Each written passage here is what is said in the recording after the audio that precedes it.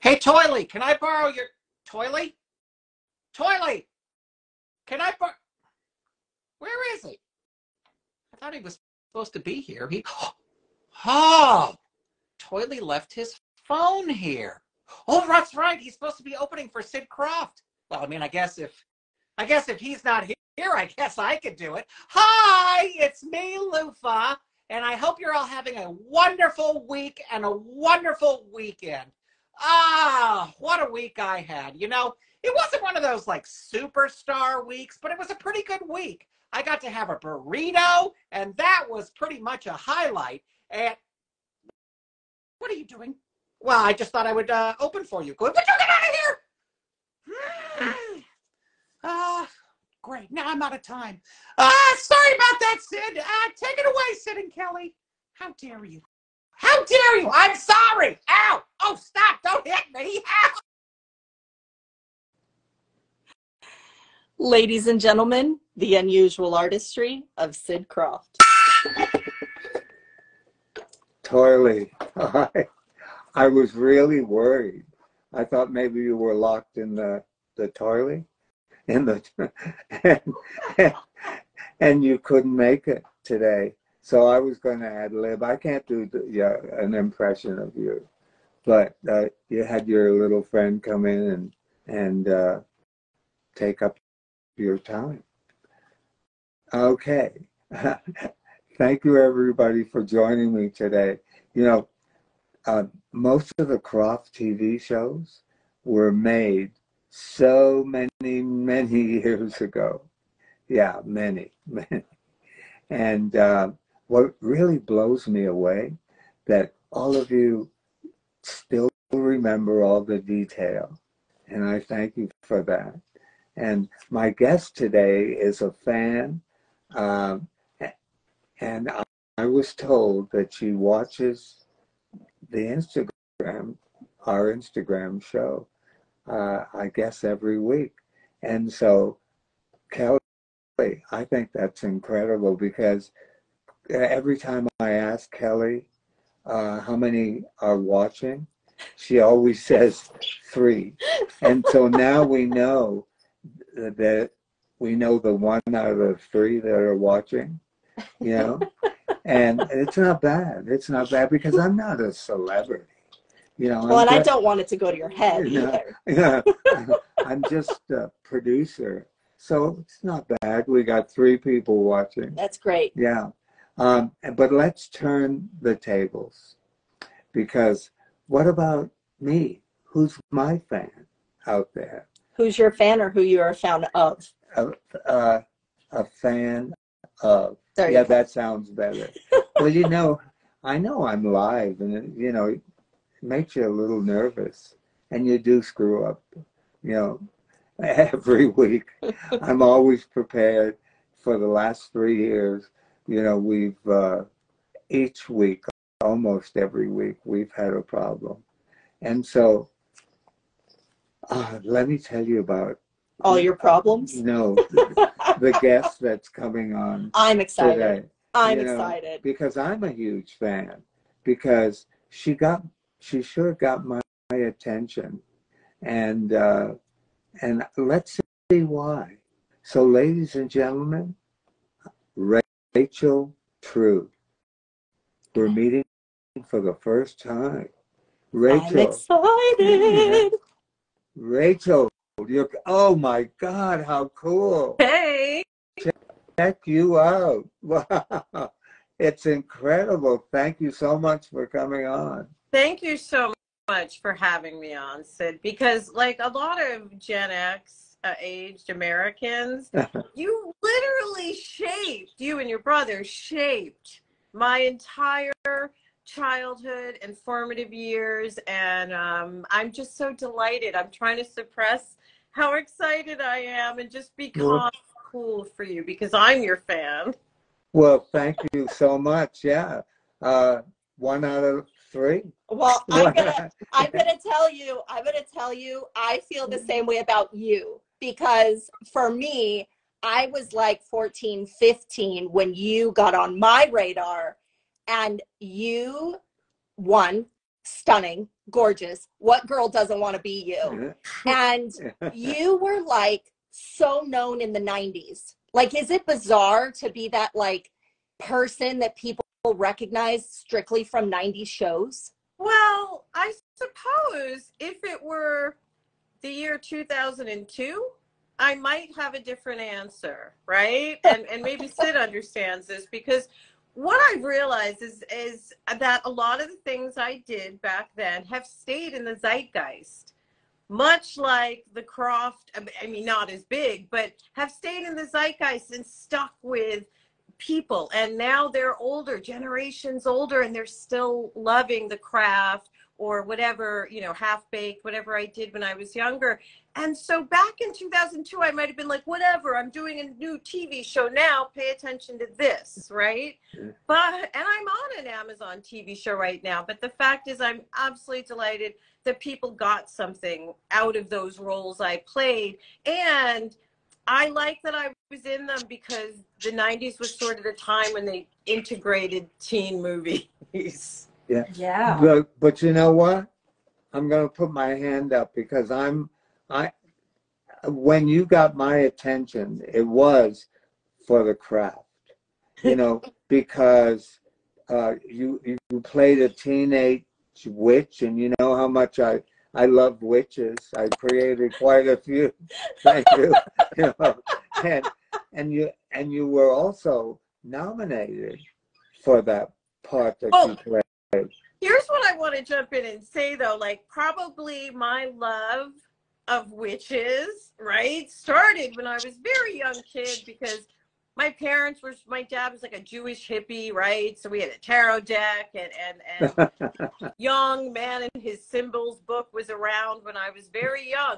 But having those archetypes that you had on your television shows, because I was aware, even at that age, by the way, like there wasn't, well, the Bugaloos, you had somebody black on, which was very exciting to even a teeny child. And I may have been seeing those in repeats, to be honest, the Bugaloos, but it never left me that you had someone who looked like me on that show. And then in the other shows where you didn't, I understood that I was the monster, the sea monster, really.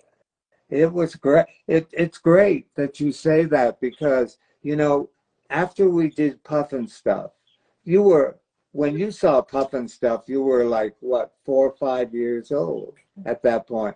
It was 1970, 69, 70. And then we got to do the movie, the Puffin Stuff movie at Universal. And there was a new character, and it was Boss Witch, because all the witches were coming. They were going to have a convention on Living Island, and Boss Witch was showing up. And of course, Witchy Poo had to get that damn golden flute, because, wow, to have a golden flute, she wanted to impress the hell out of Boss Witch. And my first thought, and I did approach her, was Betty Davis, because I thought, oh my God, Betty Davis would make a great, great witch. She's a Grand Supreme. Yeah, well, she really made fun of herself, that character that she was doing, always smoking a cigarette. And then when she told me to go when I called her, I'm not allowed to say that whole word or they'll turn me off. But, you know, when I did call her, and the fans have heard this story before, but, you know, it's so much fun for me to keep repeating stories that's my career. We love hearing them. We love hearing them. Yeah. Well, thank you so much. So anyway, when she, said, well, what's the part? I called her in Connecticut, and I said, it's a Boss Witch and Puffin Stuff. She said, first of all, I've never heard of H.R. Puffin Stuff. I don't know what you're talking about. And you want me to play a witch? And she said, F you, and hung up on me. Yeah. So that was the end of Betty Davis. But then I thought, Flip Wilson. Wouldn't that have stopped the world? As You know? Geraldine. Yeah, Geraldine. Yeah, because that was the big hot moment, you know, his show. And so I really got the idea even before the Bugaloos, you know. Well, yeah.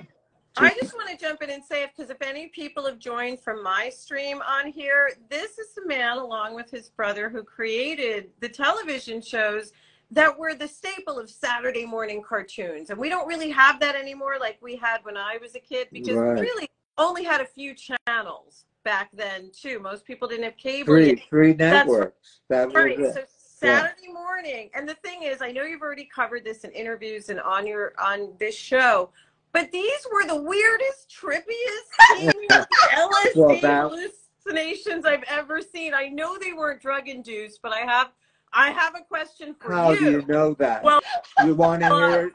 Would you like to hear it from the horse's mouth? Listen, nobody, if you haven't seen, I'm trying to, you can't even imagine how surreal. And part of that, beauty of that, is it helps shape people like me as an artist, and let us know that it was okay to be weird. But my question for you is, what was happening in your childhood? In my childhood, this is the stuff you and your brother were like, yeah. Okay, I was a performer ever since I was 10. You know, as a puppeteer. And then Kelly hates to hear this, but but it's not hate. I just hear it all the time. Yeah, but you know what? It was the most magical moment in my life to be a puppet act and to be chosen to be an opening act for Judy Garland. Now, wouldn't you keep repeating that every moment you can think of? You know, and to work with all these huge stars, a puppet act in Las Vegas. Give me a break, you know. In those days, Las Vegas was the mafia. It was all mafia. And for them to book me in a show, and I don't know, it had to be something really special, right? So my journey started when I was 10 years old. I got to travel all over the world doing my act. I worked at the Lido in Paris, you know, for a whole year in the Folies Bergère. And, you know, I went to strange... What kind of trouble did you get in Paris, sir? Oh, my God. I was in a tits and ass show. I'm just saying, I knew it. You should have seen his show and the pasties he wore. Because also you've witnessed so much in the time of America. You've really witnessed. I mean, you were cognizant for the 60s. You know, that's amazing to me. Not so much the time difference, but just the changes that happened in America. You know what, Rachel? I got to, my agents would give me a map when I was in Europe. And they said, just put a mark on all the countries you want to go to, because they all saw you at the Lido and they're all requesting your act. I got to go to Cairo and Beirut. That's amazing. And Beirut. But some people don't understand that this was all before social media, right? So to get the attention, to have an act in Paris at the Lido that does great, but for that ear, that noise, to get to other corners of the world, man, that's different than today. Totally. And so my journey, you know, I saw so much, and I'm real curious, you know. I'm the guy that wants to look under the rug and see, you know, exactly what's under there. And so, and I absorbed so much.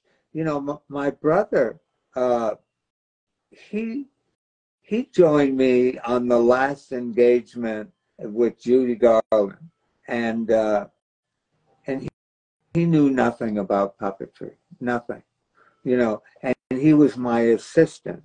He wasn't even, you know, in the act, actually. He just handed me, you know, the props or whatever, had to put the little props out there. I didn't work in a stage. I worked on the floor like a dancer with my marionettes, all in black. And so anyway, and all those shows like Puff and stuff, okay, the Banana Splits, all we did were the costumes. That wasn't our show. That was, Hanna-Barbera. But Puff and stuff came from a puppet show, a huge puppet show in San Antonio World's Fair that I did. Yeah. And all those characters. So when NBC came to us and said, you guys, when we were doing the costumes, which they were really nervous about, I have to take a one sip of water. I blame this man for my love of Englishmen, by the way. Really? I do. God, all this blame that I have to take. I love it. It's great. No, it's great. It's not just me. And so when they kept watching us build the costumes for the Banana Splits, which was a little bit too expensive for a Saturday morning show, they were nervous as hell. They didn't think it was going to work. Rachel, I got to tell you something. After we shot the first Puff and Stuff show, I swear I was really, literally crapping in my pants because I didn't think it was, that little kids would accept that it was too psychedelic. But that was the period. I was just moving with the times, and, we put little kids down. Look at Land of the Lost, written by Star Trek writers, all Star Trek writers, and very deep, deep stories. And those little kids, they embraced Land of the Lost because at last they had something that was so intelligent and they understood it. So, I didn't want to ever do Ring Around the Rosie. It never felt like you were pandering to us, the people watching them, because I was, again, the perfect age. I grew up like when Land of the Lost hit, I was the perfect age for that. No, a little older, yeah. And again, I think it hit the zeitgeist insofar as we were in this transitional period and we all felt a little lost. So to actually have this reflection of Land of the Lost, and then these new weird characters, because we were becoming a more global world too at that point. So even as a kid, I almost saw the reflections. Well, thank you so much. What goes around comes around. So we're lost today too. It's everybody is like having a really hard time because I've been around and I keep telling the fans out there since Lincoln was the president. So all what you're dealing with today, I've gone through so many presidents. If you're Lincoln, I'm Teddy Roosevelt, yeah. So we're equal. Yeah. But you want to know something? I want to bring up your career. Dave Chappelle, to me, and Chris Rock, that you both, work with, and Half Baked. Wow. I feel lucky to have gotten to work with those two gentlemen. Oh my God. In fact, Chris is a job that moved me out to Los Angeles. I got the Chris Rock movie, and I'd been in New York in a rent-stabilized apartment, I'd like to add, that I gave up because I thought, this is the time when you get a good job like that. So I'm pretty lucky, but I would say I would credit myself with tenacity as far as like being an artist, being tenacious enough to get back up once you don't get what you want. What would you say is your key to success other than your brilliant talent? But no, because it was like a snowball. And our lives are like that. We're all so creative, all of us, you know, because in our show business factory, we had all mostly young people, because when you sat in a room with someone that had so much passion for what they wanted to be when they grow up, and you listen to, you know, their creative minds, it's explosive. We also had people from Disney, you know, Imaginary, and you know, we had God, there were 250 people in our show business factory. So we had every creative department, and I, you know, all day long, that was my job, to deal with all the creativity, you know, and all day I would just hear Sid, you know, I really didn't know, I honestly didn't know what the hell I was doing. Were you the showrunner on all your Saturday morning shows? No, not really, but I sat with the writers, like especially Puff and stuff. My brother always thought I was at the gym, you know, and I wasn't. I was, you know, every single day I sat with them, because those characters that we created, you know, were out of a successful puppet show. And so I knew, you know, the characters are so important, because, you know, you need to know that they have stories too. Because if you're doing a series, you know, your characters have to give you stories.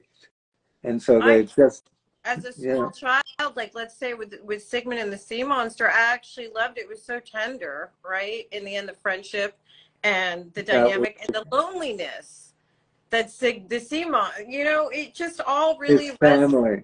Yeah. Well, you know, what was that? That was like, I don't know, more than 10 years before E.T. Yeah. Yeah, totally. And it was that story. And I found him on the beach. You know, it's totally sober. Well, I wouldn't say that. Is that with the I might have had a little hit at 7 o'clock in the morning. Why not? You know, it was fun because it was illegal then. Now you can talk about it. I know you're kidding, but like you're old enough to remember Quaaludes. I missed all that. My mom talks about Quaaludes. My mom lovingly talks That's about what I'm Quaaludes. saying. Like I missed all that. No, I'm glad you did. No, I never did anything like that. I don't need any of that stuff. No, I don't either. You know, and even today, I don't do pot. You know, that was like in the 60s, 70s. Or deny. Yeah. Yeah. I mean, you know, once in a while you might have one little tiny hit because you need to perk up a little. If the Indians did it, and look what they created for us. Look at exactly. Wait, I want to talk about Witchy Poo for 1 second, because especially in the 70s, right? There was this image, the sort of Disney to this image of, and Witchy Poo kind of fulfilled that, the sort of scary witch, right? Not the beautiful siren as much as the I'm gonna get you. But she had like a wicked sense of humor that none of the other witches had, that made her cool and hip to me. Well, Margaret Hamilton, I don't know if you know Margaret Hamilton, yes, the Wizard of Oz.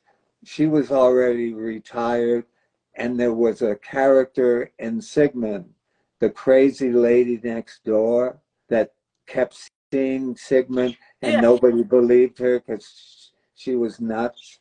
And so I called Margaret Hamilton. She also lived on the East Coast. She was retired. And she said, the only way that I would come out is if I could meet Witchy Poo. She said, she's the best witch. Margaret Hamilton. But Margaret Hamilton, I didn't like to scare the kids. I didn't want to do that because it was really like a comedy, you know. It did have a laugh track, you know, and that was my purpose. But with these serious to me, like at the time, not, but when I think about it as an adult, these serious sort of Joseph Campbell undertones of the hero's journey. But it's true. And then even the talisman of the flute, you know. Well, the flute was, he started off being a harmonica.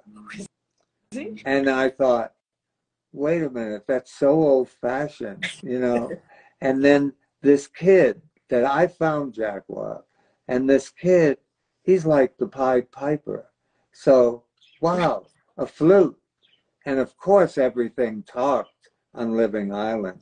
He didn't talk until, you know, he was on his way to that island, and with Jimmy, and because Jimmy, the original story, he was a kid that just wandered, and he did play in the school band, and he had a flute, you know, but he was always late and thrown out of class, you know, always late for practice.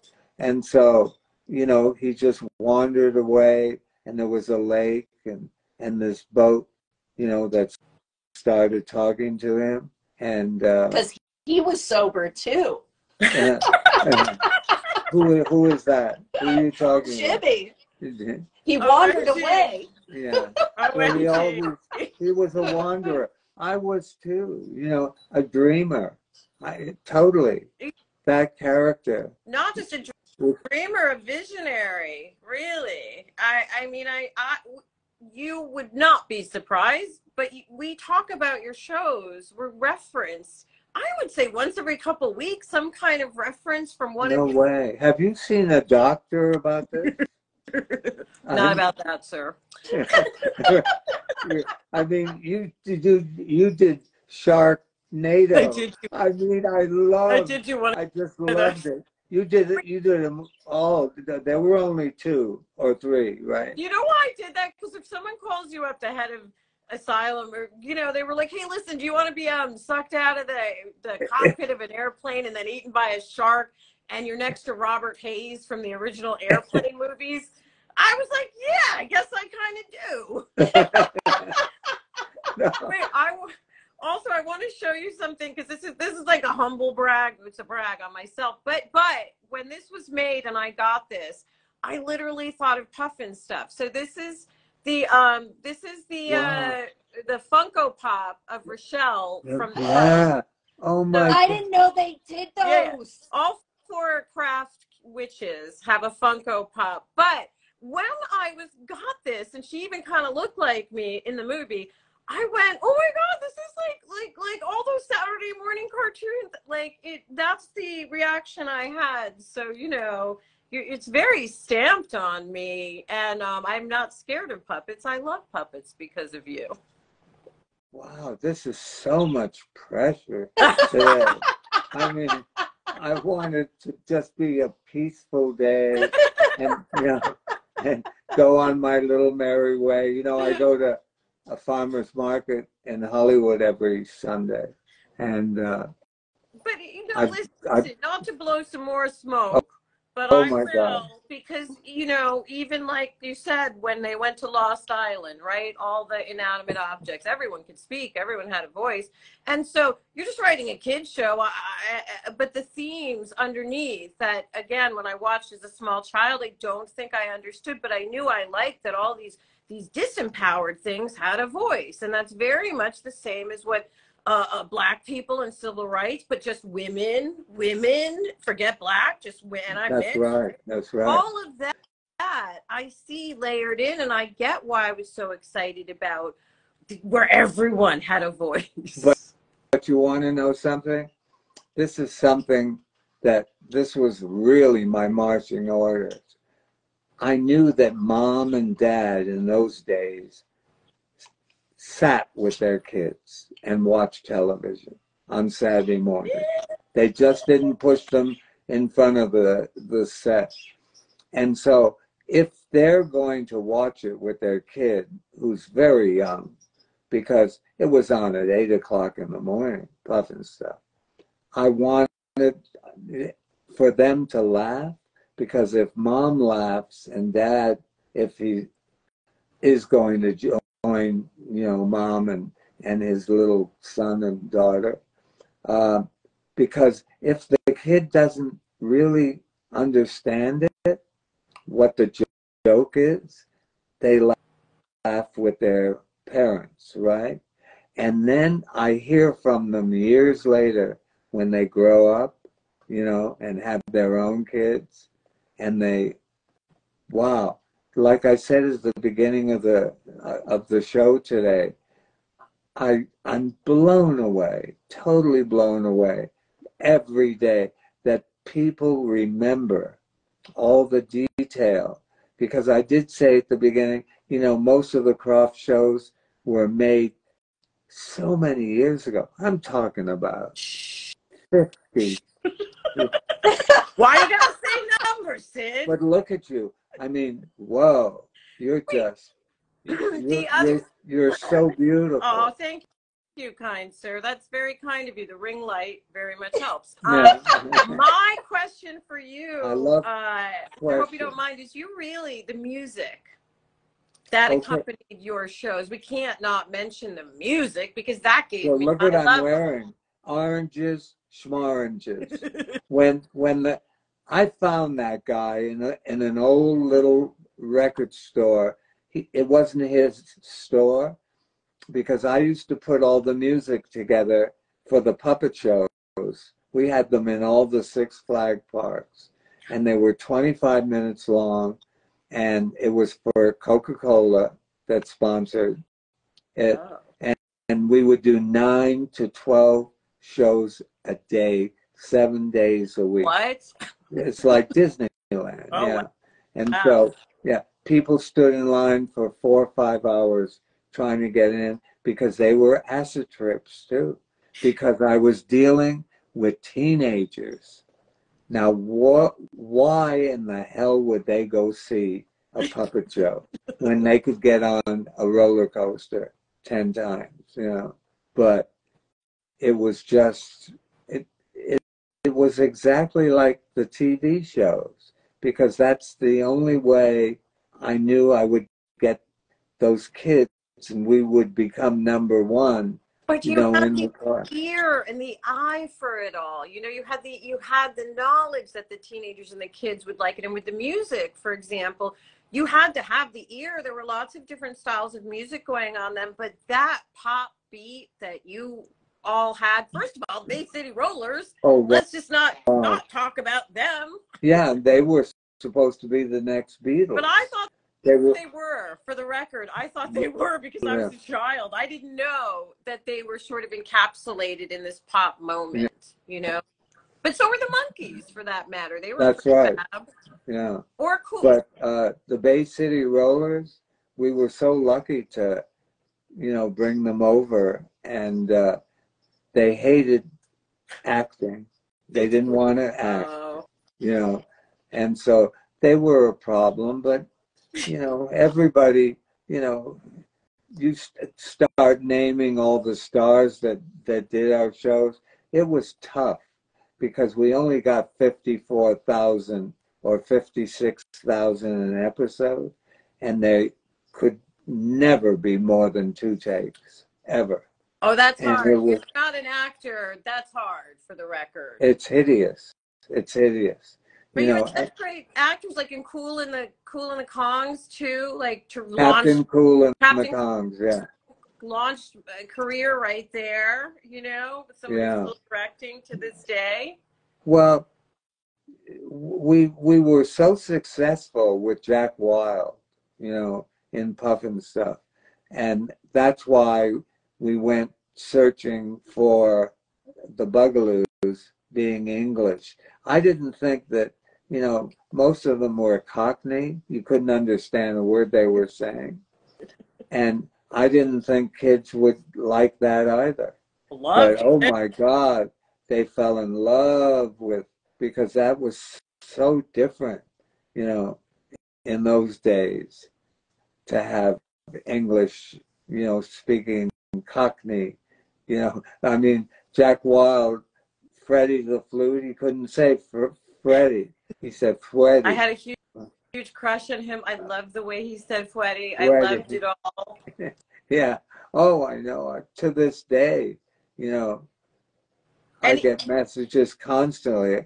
I was in love. I was in love with him. I was in love with him. I was in love with almost every one of your leading bands, and I'm gonna jump to the future, but then back, because you're the reason. Literally once a year, I say to myself, I wonder what Lurleen is up to, and I only know that name from the Mandrell show. That's the only reason I know the name Lurleen. And sometimes I'm like, I wonder how Lurleen Mandrell, and that's from my child. That's how embedded your shows. Wow. And she had the least amount of talent. That's why she's wondering how she's doing. I'm gonna stay out of that one. And No, that was fun doing. You know, someone gave Marty a little wallet-sized picture of them having a barbecue, the three sisters, in their backyard, and we were desperately looking to do the next variety show because we did Donnie Marie and, you know, and the Brady Bunch Hour, and so, you know, and the Brady Bunch Hour, the ratings were huge, but in those days, I mean, if it was today and you got a rating like that, it would be like the Olympics, because there were only 3 networks, you know. It's very true, because I'm talking about the Mandrell sisters show. I think that was on late 70s, early 80s, maybe. That was the time period. But also, I got to go back to my Saturday morning because, again, Far Out Space Nuts. Like, who doesn't love some Ruth Buzzy? Yeah. Ruth Buzzy was my neighbor. She lives in Texas right now. And, yeah, you know, all those stars that I approached, they said, come on, we love you, but what are you going to do? Ruin my career? A kid show? I'm not going to do a kid show. Even Martha Raye. I worked with Martha Raye at the Latin Quarter in New York. You know, that was Lou Walters. Barbara Walters' father owned a really incredible nightclub in New York. It was called the Latin Quarter. It was also like the Lido, and, you know, the most beautiful women and huge productions, you know, but they always had a star. And the first time I appeared at the Latin Quarter was in 1952, and Martha Raye was the star. So I met her, and we stayed friends all those years. And then when I approached her, you know, to do our show, she said, oh my God, please, you know, that's gonna, everybody in Hollywood's gonna think, you know, the curtain's coming down. A kid show, a little kid show, you know, Charles Nelson Riley, Jim Neighbors. Yes. No, the Jim Neighbors. Yeah, I mean, he was a huge, huge star at that. Like, and a huge recording star too. Like, yeah. Oh yeah. Yeah. I always thought, you know, his singing voice, you know, it was a little tongue in cheek for me. Yeah. Wait, somebody has pointed out here. I just happened to see one comment from creating_you. If Sid is not writing a book yet, I hope you can make that happen. Are you writing a book, sir? I started, and it wasn't in my voice, and I had someone who had many bestsellers. So now we're doing a doc first, because there is a movie there, you know, with it, you know. And so, I mean, my life has been so full. You know, I've done so many different things. How did you get out of war? Out of the war? Like, did you ever serve in the No. How'd you manage that? Your ages just didn't match up with the drafts that were going on? Or you're Canadian? That's what it is. Wow, you've got all the answers. Sorry. Because I questioned it too. How come? I've had all those questions for him over time because it's just like I've asked him, where were your parents through all of this? Oh, you know where they were? Give me all the money you're making. Yeah. And again, for people who are joining from my feed, I'm asking all these questions because this man and his brother, but this man made the weirdest, kookiest, nuttiest, amazing TV shows targeted at kids, but with very complex storylines. These were Saturday morning live action shows, which we don't really have anymore. We had Saturday morning cartoons, but live action was so specific to that time period. And it really, like I said, left an indelible mark, obviously, right? Because you can't fake this kind of. Well, I mean, you're talking about, and I said it earlier, 50 some odd years ago. Why you got and the numbers? Well, because it still lives on. No. I think for him, it surprises him. You know what I mean? Like, for him, it's just like. How are you remembering Freddie the Flute? Or how are you remembering Witchy Poo or Hoodoo? You know, it's crazy because how many shows can you say or remember, 50 years later that you fell in love with and it made such a big impression on you, Very few, which is why I'm so delighted that you all extended the offer for me to come on. No, we've been watching you. No, I'm serious, because I have another question. Like, how do you keep, as we grow up, that's what I'm calling it instead of aging it, but as we grow up, you have so much joie de vivre. And I feel like for my age too, as you keep pointing out, we're grown-ups. I'm a grown-up. And I feel like I do still have an interest in things. And that keeps me young. Oh, God, of course. And, I tell everybody out there, don't ever, ever, ever retire, or even think about it. I mean, you're too young to even think about that. But I tell everybody, no, that's what keeps you alive. I'm still working. I'm still working, and I love working on creativity, and my mind still works, and I'm so grateful to be here, and the Instagram, Rachel, it's done so much. Oh, good. For me, Are you on TikTok too? Because you should be. On TikTok? No, if I see you hit me up, not Sid, but you hit me up. Sid's 94, so in a couple weeks. So yeah, that just puts more on my plate. So yeah. Oh, all right, never mind. Forget I even mentioned it. I love that social media though is keeping things like your shows or my old movies in people's mind, because every time I do one of those signing conventions, I always say to the people, listen, thank you, because you're the reason this stuff is. I mean, come on. It's the fans. Right. It's the fans. And you know what? Next week, a couple of weeks ago, we had a show where the fans were going to be my guests, all of them. And guess what day we picked? The day Instagram went off the air. It went off the air for 2 hours. Oh, and it was about 8 minutes. We were into it, and the fans were asking me great questions, and then everything went shut down. It all shut down. So we're going to do it next week. But another thing I really appreciate about this conversation, Sid, is your expression of gratitude, whether it's towards the people watching right now, your fans from the shows, gratitude is still being able to be here and create, because I think growing up is a privilege. Growing older is a privilege not everyone gets to have. It really is. And, like I said, I still have my creative mind, and I'm so grateful for that. The fans keep hearing this and they want to know what it is, but I'm working on a huge project right now with David Copperfield. Yeah.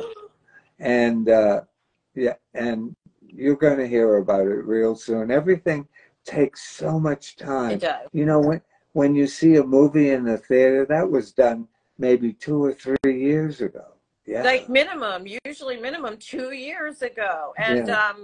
I wrote a book and sold a book to a major publisher, and I just sold another one to Hachette, and it's nonfiction. So now I have to sit down and write it. But I really love, as I've grown up, exploring different sides of myself as well, whether it is writing, acting, it's all art is what I.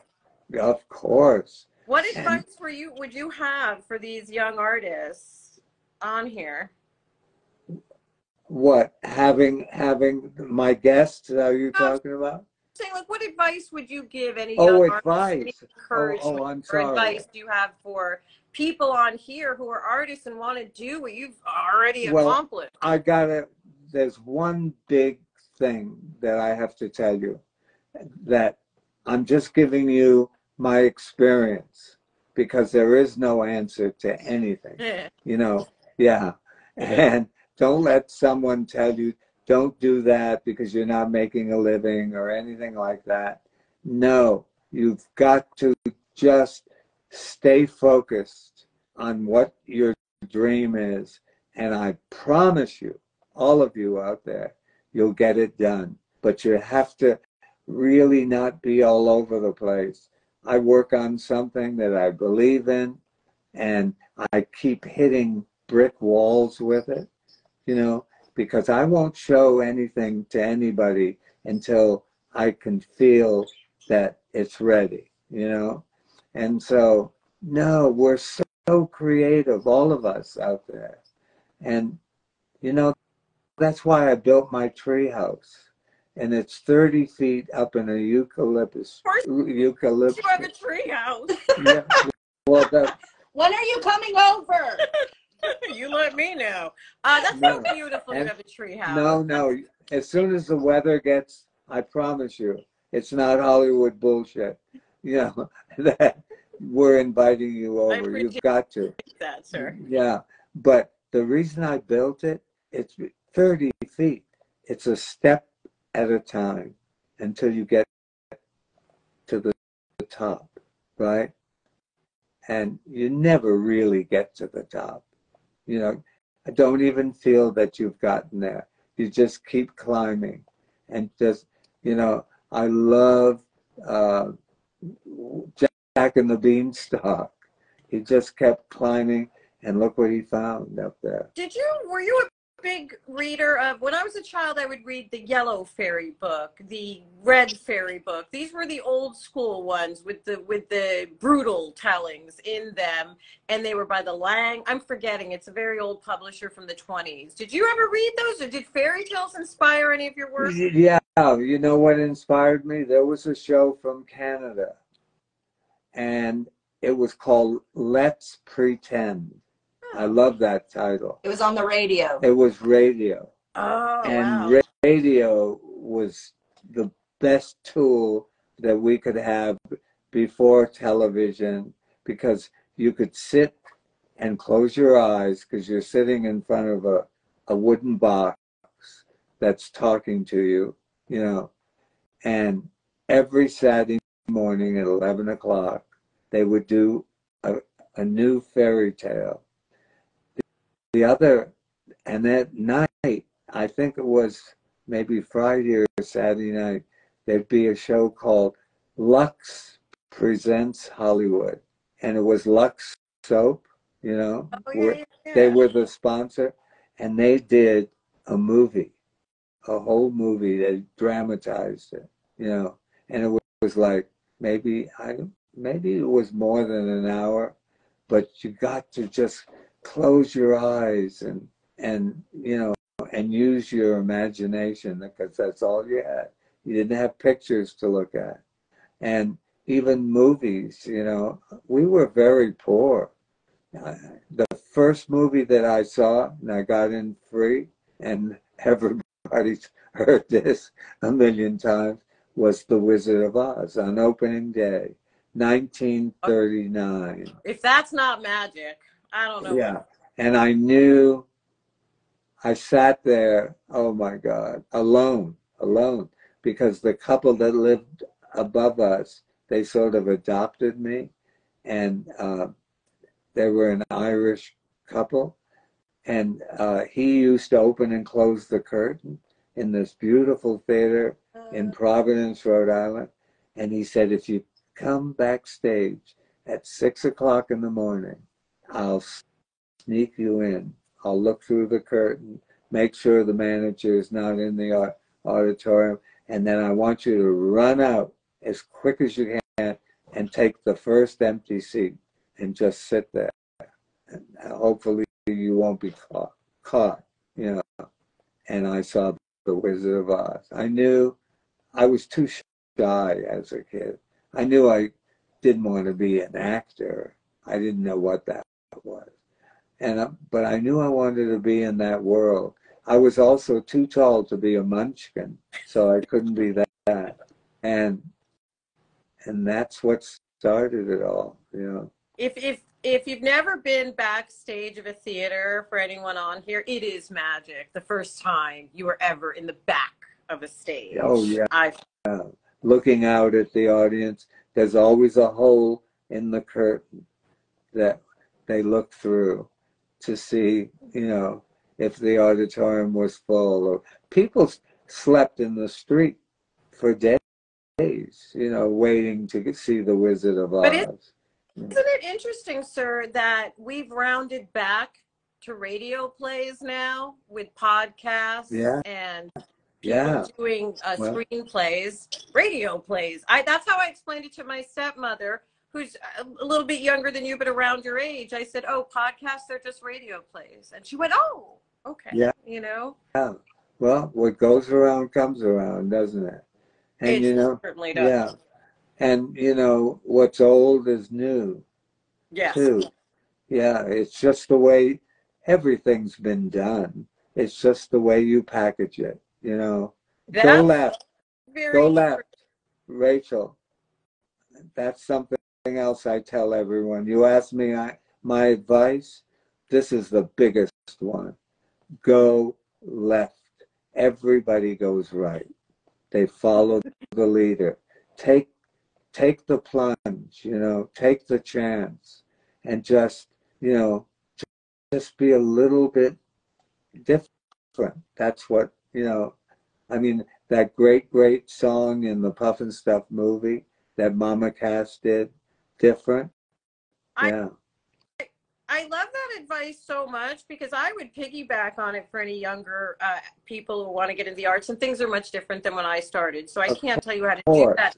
But I can say, as a Black woman trying to be an actor during that time period, I was constantly told, no, no, no. Even with the Krofft, they said, no, we're not, you know, that was all white. So my thing was, think like a mixed Black girl. Like, I was like, oh, really? You said no? Oh, okay. That means I just have to figure it out. Now, I don't think people have to work quite the same way today. I'm not saying it's the same as the 90s, by the way. But I am saying, when I would hear a no, I would get down for a minute or an hour, whatever. But then I would go, okay, there's a way in, and I will find it. That's right. Wow. That's heavy. You know, that has so much meaning. And like I said earlier, you're going to get there if you stay totally focused on what your dream is. Because, come on, I came from not a theatrical family. They had no clue. You know, they want you to be a doctor or a lawyer. You know, every family wants that because they know, you know. Money. Yeah, well, money. I mean, we brought you up. You better give us something back. Well, you know, I think in the back of my mind, I never would have asked it, but since you brought it up, I think I was curious if you gentlemen, you and your brother, were to the manor born, right? Because in today's world, to 2023, it's almost a requirement that you have a patron or something, because it's very hard to make it in the arts now. if you don't have a financial backing, right? Yeah. But you did it, I did it. I didn't come from a trust fund thing either. And I think it's great when people have that. I'm not disparaging that, like I wish. No, but I was a street performer with my puppet. I had one puppet, and I was selling Christmas cards, and people were standing around watching me. I was self-taught.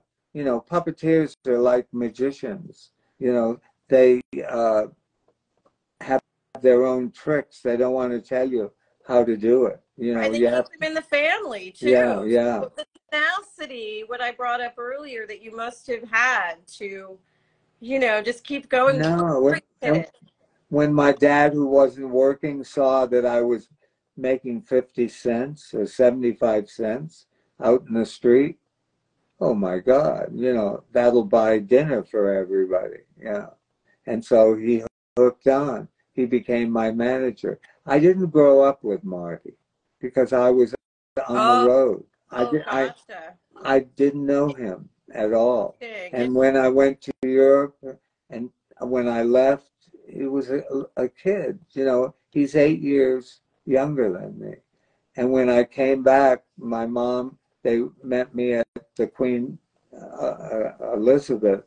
I came back on the Queen Elizabeth from London, and I didn't even recognize him. But you were on the Queen Elizabeth from London? Yeah, how about that? It's amazing. And I had 2 tickets. If I would have known you, we could have come back together. I can't imagine how much fun you've had in your life, sir. That's all In the Queen Elizabeth. No, there was a hurricane the whole way. Hey, you know what? They're going to turn us off. I didn't even, this has been so much fun. And thank you so much. You know, you can only do an hour or they gotcha. they click us off. So, hey, next week, I got to tell everybody out there, all the fans, you're going to be my guest. So you ask me some heavy questions, and I'm going to answer you. Yeah. I can't tell you. I thank you enough for come extending on. this invitation. No, I mean it. It's because it's you. The 2 biggest things are your shows, and Claudia is the PBS version. Those are the things from my childhood that have sunk in my brain. The 2 things I always quote to people. So it's what a great compliment. I mean, it's unbelievable. You know, when I go out into the real world and I hand somebody my credit card, they just freak out. They freak me out. I never thought, you know, it was going to make that much of an impact. You know, I never thought that. That little girl, I was in foster care from 0 to 4. So if that little girl who was in foster care watching your stuff knew that she would eventually talk to the creators, and then I live with my parents, by the way, everybody calm down. But I'm saying, if that girl had known that she would get this privilege. Anyway, thank you all. You're so beautiful, and you know, and here too, and your heart. I love everything that you said today, and thank you so much for being a fan. And is there anything that you can share with us? Are there places you're going to be where people can see you? Do you have your book signings? Is there anything where we can see you? My book is on Amazon, just my name, and you'll find my book. You can find it on Amazon or at your local indie bookstore. I'm on TikTok, and I am Rachel True, and I actually like it, Sid. Okay, well then, Kelly. I have told him if he gets on TikTok, he needs to be in the pool in a Speedo. No, we should talk. Why is my face so red? But also, what happened?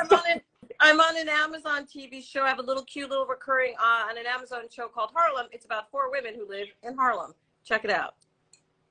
Great. Please check it out. And thank you so much, everybody. And thank you, Rachel. This has been so much fun. Such a delight. Okay. Thank you, everyone, for joining, too. Seriously, thank you for listening and tuning in. And I'm going to see you next month. Okay? Bye. Because the sun's going to come out. Friends now. You can't get rid of me now, sir. Okay.